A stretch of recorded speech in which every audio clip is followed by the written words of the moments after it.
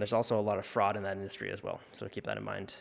It's not the best niche to get into. I would not consider it the best, but profits are fairly high. Usually the suppliers, they don't charge extra for shipping, and margins are usually like 15, 20, maybe up to 30%.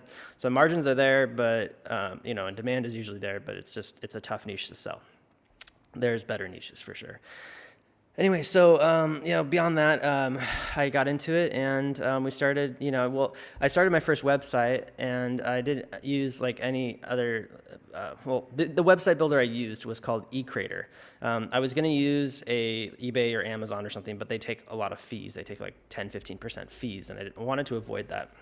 And there was an alternative at the time called eCrater, which I think is still available. eCrater is kind of cool. It's sort of similar to eBay, but they don't have auction style. It's just buy it now.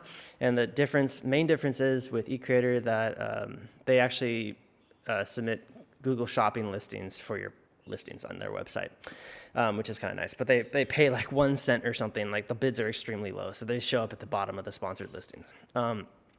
The thing we did to stand out from the competition for traffic is we would put listings on Craigslist. Usually it was just targeting like generic keywords like Fixie Bike or something like that. Get Fixies, blah, blah, blah. And then we'd have to like manually type in the name and like DOTCOM, because Craigslist would take our listing down or something if we put the actual website.